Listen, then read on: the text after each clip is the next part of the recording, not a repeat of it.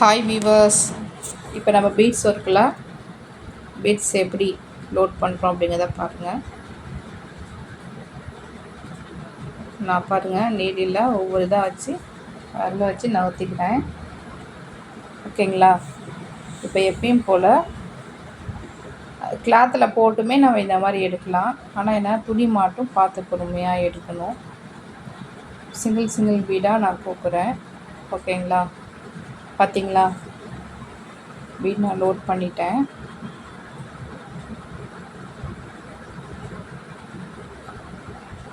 இப்போ எப்பயும் போல் ஒரு கோடு போடுறேன். இப்போ அதில் வந்து ஒரு ப்ளூ கலர் த்ரெட் எடுத்திருக்கேன். பிளாக் கலர் கிளாத்துனால ப்ளூ கலர் தான் டக்குன்னு தெரியும். நான் ஆப்போசிட்டாக எடுத்திருக்கேன். நாட் போட்டேன். ஓகேங்களா? எப்பயும் போல் கீழேருந்து த்ரெட்டை மேலே எடுக்கிறேன். ஓகேங்களா? எடுத்துகிட்டு ஒரு செயின் ஸ்டிச்சு. இப்போ அந்த த்ரெட்டில் ஒரு பீட்டு லோட் பண்ணுறேன். போட்டுட்டு பாருங்கள், நார்மலாக ஒவ்வொரு செயின் ஸ்டிச்சுக்கும் இடையில ஒவ்வொரு பீடு போட்டுட்ருக்கேன். சிங்கிள் பீடு போடலாம், டபுள் போடலாம், ட்ரிபிள் போடக்கூடாது. ஓகேங்களா? இப்போ சிங்கிளாக எப்படி அப்படின்னு உங்களுக்கு நான் போட்டேன் பாருங்கள். ஒரு செயின் ஸ்டிச்சு, ஒரே ஒரு பீட் லோட் பண்ணுறேன். திரும்பியும் ஒரு செயின் ஸ்டிச்சு, அந்த பீட் லோட் பண்ணுறேன். திரும்பி ஒரு செயின் ஸ்டிச்சு, ஒரு பீடு. ஓகேங்களா? Very simple. த்ரெட்டை மேலே இழுத்து கீழே த்ரெட்டு லூஸாக பிடிக்கணும். அந்த த்ரெட்டுக்குள்ளே ஒரு பீடை விட்டு போடணும். அது பாருங்கள், நான் ஒரு சுண்டு விரலால் தள்ளுறேன். எல்லா மணியும் விட்டாலும் வந்துடும். ஆனால் நம்ம ஒவ்வொரு மணியாக விடணும் பொறுமையாக. போட போட உங்களுக்கே வந்துடும். ஓகேங்களா? நெக்ஸ்ட்டு பாருங்கள், நான் எப்படி லோட் பண்ணுறேன்னு பாருங்கள். ஒவ்வொரு பீடுமே தனித்தனியாக நான் லோட் பண்ணுறேன். ஓகேங்களா? இப்போ டூ பீடாக போட்டுட்ருக்குறேன். பார்த்தீங்களா? செயின் ஸ்டிச் தான், ஆனால் செயின் ஸ்டிச்சுக்கு இடையில நம்ம பீட் கொடுக்குறோம், அவ்வளோதான். கீழே த்ரெட்டு இழுத்து பிடிச்சோம்னா இந்த மாதிரி ப்ராப்ளம்ஸ் வரும். அதனால் கீழே இருக்க த்ரெட் வந்து லூஸாக பிடிங்க. ஓகேங்களா? இப்போ ஒரு நாட் போடுறேன். நாட் போட்டு க்ளோஸ் பண்ணிட்டேன். ஓகேங்களா? இதே மாதிரி தான் நீங்களும் போடணும். நெக்ஸ்ட்டு ஒரு ஸ்டிச், வளைவாக ஒரு ஸ்டிச்சில் எப்படி இப்போ லோட் பண்ண போகிறவங்க காட்டுறேன். அடுத்தது வந்து டைமண்ட் ஷேக் பாக்ஸு. இதில் கார்னர்லாம் எப்படி ஃபினிஷ் பண்ணுறேன் அப்படிங்கிறத உங்களுக்கு நான் போட்டு காட்டுறேன். ஓகேங்களா?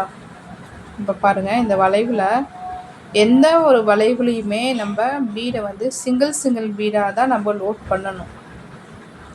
ஓகேங்களா? சிங்கிளான பீடு நம்ம லோட் பண்ணும்போது தான் அந்த வளைவு நெளிவுகளெல்லாம் ஃபினிஷிங்காக வரும். பாருங்கள், நான் சிங்கிள் பீடு தான் இப்போ லோட் பண்ணுறேன்.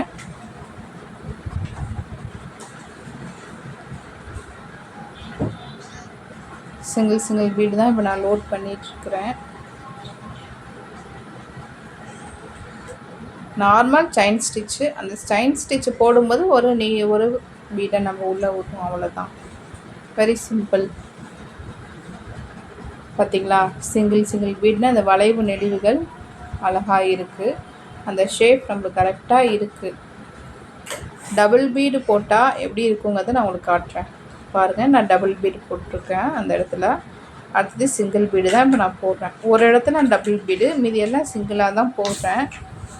ஆனால் போட்டதுக்கப்புறம் பாருங்கள், சிங்கிள் பீடு போட்ட இடமும் டபுள் பீடு போட்ட இடமும் என்ன டிஃப்ரெண்ட் இருக்குது அப்படின்னு. ஓகேங்களா? உங்களுக்கு தெரியணும் அப்படிங்கிறதுக்காக தான் நான் டபுள் பீடு அந்த இடத்துல லோட் பண்ணியிருக்கேன். இது நீங்கள் பார்த்தீங்கன்னா உங்களுக்கே தெரியும் எந்த இடத்துல நம்ம டபுள் பீட் லோட் பண்ணியிருக்கோம் அப்படிங்கிறத.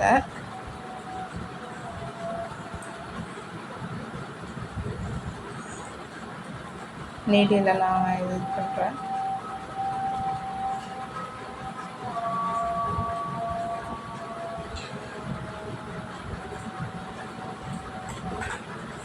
சிங்கிளாக தான் இப்போ நான் போட்டுட்ருக்கேன்.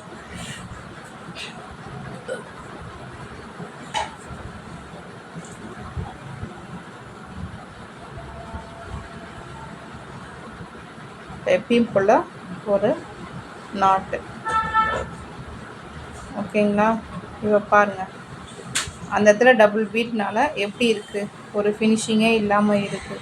இந்த இடம் எல்லாம் ஃபினிஷிங்காக இருக்குது. அதனால் வளைவுலலாம் நம்ம சிங்கிள் பீடு போகிறது சிறந்தது. கார்னர் நான் எப்படி ஸ்டார்ட் பண்ணுறேன் பாருங்கள். கார்னர்லேருந்து தான் ஸ்டார்ட் பண்ணுறேன். அந்த இடத்துல டபுள் பீடு போடலாம், பிரச்சனை இல்லை. ப்ளவுஸில் நெக் டிசைனுக்கும் நம்ம டபுள் பீட்லேருந்து லோட் பண்ணலாம். ட்ரிபிள் பீடு அப்படிங்கும்போது கொஞ்சம் ஃபினிஷிங்காக இருக்காது. ஓகேங்களா? இப்போ பாருங்கள், ஒரு ஸ்டெப் பின்னாடி போயிட்டு தான் நான் முன்னாடி வரேன். ஓகேங்களா? அதேமாதிரி அந்த கார்னருக்குமே ஒரு ஸ்டெப் பின்னாடி போயிட்டு தான் நான் முன்னாடி வருவேன். அங்கே பாருங்கள், கார்னரில் ஒரு ஸ்டிச் பேக்கு, ஃப்ரண்ட்டு வந்துட்டேன். ஓகேங்களா? அப்போ தான் நம்மளுக்கு அந்த கார்னர்லாம் கரெக்டாக ஃபினிஷிங் ஆகும். ஓகேங்களா? டபுள் பீடு போட்டு வரேன். ஆனால் டபுள் பீடு போடுறதுக்கும் ஃபினிஷிங்காக இருக்குது பாருங்கள். அது ஸ்ட்ரைட் லைன்னால நம்மளுக்கு ஃபினிஷிங்காக இருக்குது. ஆனால் இந்த கர்வ்லலாம் சிங்கிள் பீடு போட்டால் தான் நம்மளுக்கு ஃபினிஷிங்காக இருக்கும். ஓகேங்களா?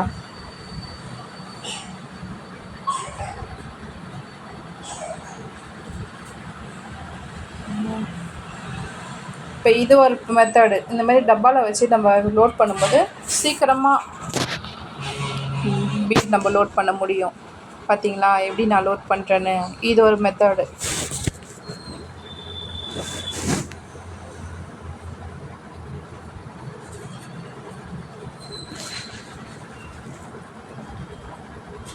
சிங்கிள் பீடு ஒன்று போட்டு இப்போ ஒரு நான் வந்து லாக் போடுறேன்.